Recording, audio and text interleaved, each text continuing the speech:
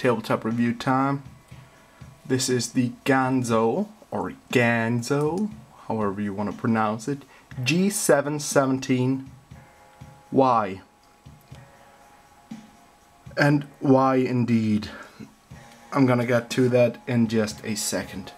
It comes in this package. This package is actually very nice. Ganzo, nothing impossible.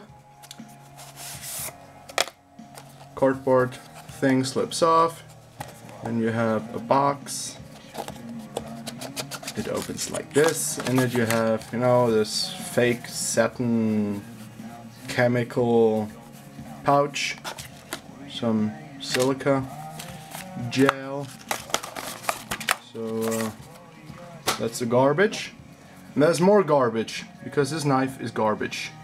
This knife is a turd. Now it does look nice. I'm gonna give you, as someone else calls it, competitive options in just a second. Just knives to compare it to. First thing you get when you have it in hand: heavy, sharp edges, heavy. How the fuck do I deploy this? And heavy. Yes, it is heavy, and I remember to get my scale beforehand. It weighs 153 grams. Now please remember that number, because I'm gonna weigh some other knives later on. This is not gonna be a positive review, and that begs the question: why the fuck indeed are there positive reviews about this knife?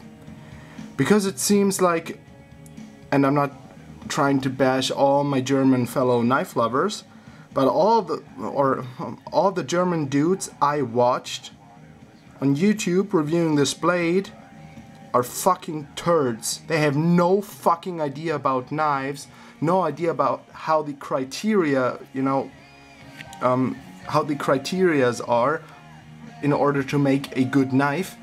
And Ganzo is a turd company because it reminds you that, you know, Sanrenmu, Enlan, they set the bar for Chinese produced blades under a Chinese produced under a Chinese factory name. They set the bar very high, and then you get shit like that for the same amount of money, which reminds you, oh, that's right, they can make shit too. This is Ganzo. Now, I'm fucking furious. Things I like about this knife are the pocket clip, because it seems it's slightly stonewashed, much like the blade that I have to get out like this, which is stonewashed as well. The grind is probably flat ground. It seems like it's a little bit higher on one side than on the other. The spine is rounded. The jimping is absolutely non-existent. Just some decorative notches in there that don't do shit. And I absolutely hate the Ganzo logo because it reminds me of the communist flag. But that's beside the point. The tip is pretty blunt. And the sharpness overall, this is still out of the box sharpness. I carried it around today, and I'm very unimpressed. Let's just say that. The edge out of box is okay. It rips the paper a little bit, but it's actually fine. You know, it's not like super sharpness like this. What's it called? I think F717 knife. Let me check. I have it in just 1 second. What the fuck is it? Okay, it's the FD750. This is insanely sharp. I think you could hear that, the difference. It rips louder. And this one, it's more silent. And those knives are quite similar actually. Not in the least but in the color and overall form factor maybe. So this knife has so many flaws, I can't begin to tell you what they are, because we're already 5 minutes into the video and I don't want to make this a 45-minute long video. So the edges on the inside are not as sharp as I've experienced. The standoffs are actually quite handsome. I don't know if you can see them. This right there is a fucking ugly cluster of screws. Just, if that would have been a lanyard tube, you could have gotten rid of this hole and this screw completely. This notch for the pocket clip, which is reversible, is really sharp. It's really in there. The peaks are kind of sharp, but you would kind of expect it from a kind of an Ganzo pattern, because it's very uneven, you know, just something just fucked on this knife. I don't know. The edges here overlap a little bit from these scales. This is basically just your shaped G10. And the pocket clip is nice actually. I like it. It's springy enough. It's easy to retract from the pocket. The whole knife is. It's quite a slim carry actually in that dimension. But to the flaws. Flaw number one. I'm not gonna get into the weight, because the weight is technically a flaw, yes, but handling flaws. Deploying of the blade. Try to get your finger in there. I dare you. I dare ya. Get your finger in there. On this Enlan EL02, you can see where the hole is. You have actually quite a bit of distance from the scale to the hole, and where the hole now is was a thumb stud. So like there. You could get your finger in there really easily. I took them off on all my models. I can't show you. But on this one, look at the distance between the scale and the thumb stud, and look at this. And all those German fucktards that reviewed this blade seem to have just overseen this fact. That is a fucking bother. It is a fucking bother to open. Just to open. Second flaw. Much too strong springs. Actually Omega springs, and on one side, I think they are on two sides, it's stronger than on the other. So even if you open the knife slowly, one thing they have gotten a little bit better is the lockup, because this stop pin, this bar from the axis lock, actually gets fully over the blade material. So if this is the pin, this is the end of the blade, it actually goes over there like that. On my Ganzo G717, it went over there just like this. So like a 5% lockup from an axis lock with a rounded bar. Okay, so the rounded bar actually engages fully. Lockup is really solid. I guess that's a nice thing. The blade finish is a nice thing. The sharpness out of box is an okay thing. Pretty generic thumb studs.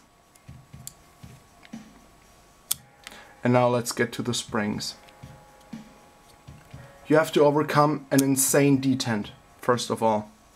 But it doesn't, you know, hold the blade in completely. You can see how the tip is still hanging in the air like that. That is shit. So if you engage the knife until this point, you overcome a little detent from the spring, you know, and it is really strong. Then it is really tight, and then you have a little bit of grit there, and I cleaned this out really good. So here, the really strong spring tension you have to overcome, and really tight. You know, it's not like on the Enlan EL02, where the blade swings completely freely. And this one as well. I mean, You don't even hear anything. 10-minute mark. This, look at my thumb. Don't buy this knife, don't fucking buy this knife. It looks nice on pictures, but don't fucking buy this knife. That's what reviews are for, because you couldn't have possibly gotten that from the picture on the website. If I could have handled this knife in a shop, in a store, on a table somewhere, I would fucking throw this thing in the garbage without paying for it, you know? I would think, oh wow, this knife looks neat. Okay. Oh no. And that's the spring again. The spring on this side is weaker than the spring on this side. So if you disengage the axis lock, the bar actually gets behind kind of crooked, because you have to use a lot more force with your thumb than with your other finger here. And it's just super tight, and you can adjust it, but that won't change the fact. Actually, I have tried that before and I will do so again. The hardware seems to be hardened.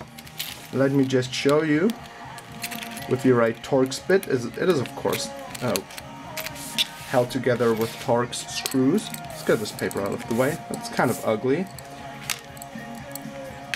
So this is kind of a complete review, you know? You don't get that from everybody. I'm not gonna say I'm super awesome, but I'm just gonna take some time. So I'm just gonna loosen it a little bit. Blade centering, still good, and that's one of the good things actually. So the blade still doesn't swing freely.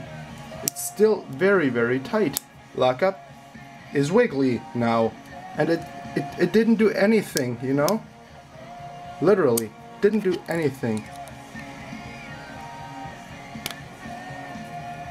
Okay, on this side it's kind of glued in there. You have to loosen this side. Just a little bit more. Even more. Blade centering, still okay. Let's wiggle on it a little bit. Okay, you have side to side play now. Very minimal up and down, but quite a lot side to side. And now it kind of swings freely, but from there you have this incredible spring tension. And then, you know, here's the spring, and then here is basically no retention. I think you can see it. I can't make this up. So side to side play is a major issue now. So you can't open it with the axis lock because you have such a tight spring there. You can close it on up to this point. God, this is a shit knife. I don't know what I'm gonna do with it. If I would sell it, I would lose money, and there's just no point. Tighten it up again. Still tight. Maybe I will use it as a fixed blade, just lying around somewhere, because in hand it has a very generous handle. I have extra large sized gloves, and it fits well. The pocket clip has a minor hot spot right where it sticks out, because it lands right on my bone here. Jimping, super unjimped. Yeah. Blade markings are G717-Y and 440C. If this is 440C steel, it's actually not all too bad for $18, which I paid for from fasttech.com. But all the stuff I just told you, you know, it looks nice. It may be a nice showpiece for people who don't know knives and would think, oh wow, those custom milled scales and the stone-washed finish, oh that looks awesome. Yeah, it kind of does. It's why I bought this knife, and this is actually one of my favorite knife from the Ganzo lineup since I think the last one and a half years. And now that I have it in hand, I just want to flip them off, you know, just fuck you, Ganzo. So they can't build good knives for shit. Not one Ganzo knife I have had has looked really awful, because they all look kind of good, but the fit and finish is just crap. Only amateurs work at Ganzo, apparently. The blade centering is nice, but pocket clip, come on, that's not something you really look for in a knife primarily. You know, you look for good, depending tools you can depend on, I mean. So we waited before, just do some size comparisons. This is the FD750. Then you have the Enlan EL02. This represents all the EL02s. You have Bird Cara, which is actually a tad longer, but only because it has this choil here. And you have a Buck 110 Eco Light, standard Buck 110. I'm just gonna weigh those. You have a much larger Cold Steel Voyager. This is the large one, and I'm just gonna compare the weight, because size-wise they are quite different. And another nice axis lock knife. This is actually smooth, but it's not heavy enough just to swing freely. From the Sanrenmu 763, a fantastic knife. Absolute different, the absolute difference from this knife. So wait, and then we're done. We had this 153 grams. This is actually heavy too, 136, but this size of knife shouldn't weigh more than this. This is about the maximum that I will go for. Lengthwise, I think it's a 3.5 inch blade. God, I hate opening this knife. It's not even fun to play with, and so, you know, 3.5 inches from the spine. Bird Cara, 97, 153, 97. 137. This one has actually milled scales, so 132. This, a much larger knife, much larger. I mean, look at this. God, I hate this knife. Look at this. Butt to butt, yeah.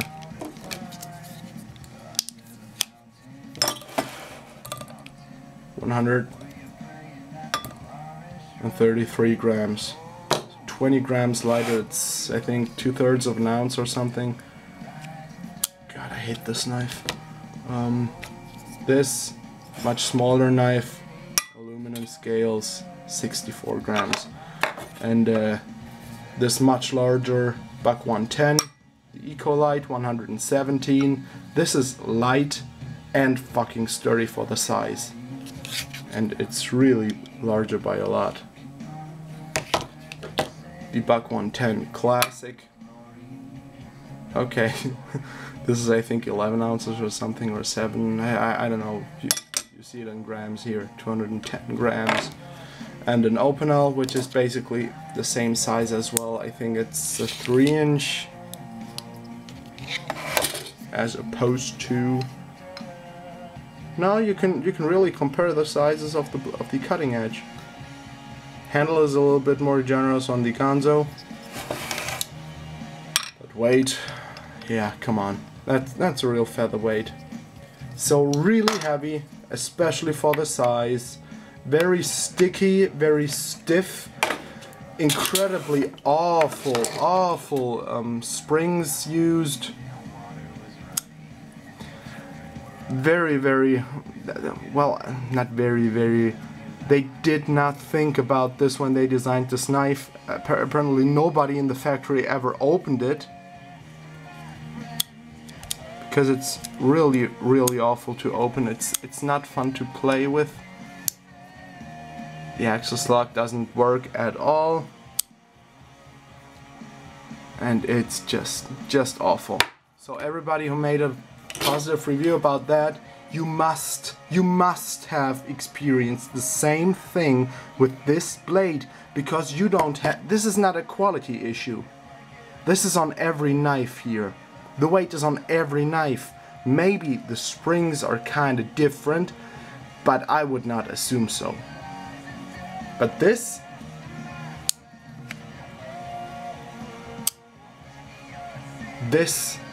is absolutely the design of the blade. So thanks for watching 20 minutes of this video about me ranting about this fucking knife. And yeah, thank you very much for watching. Have a good night. Don't buy this knife. Do not. Roll Tide.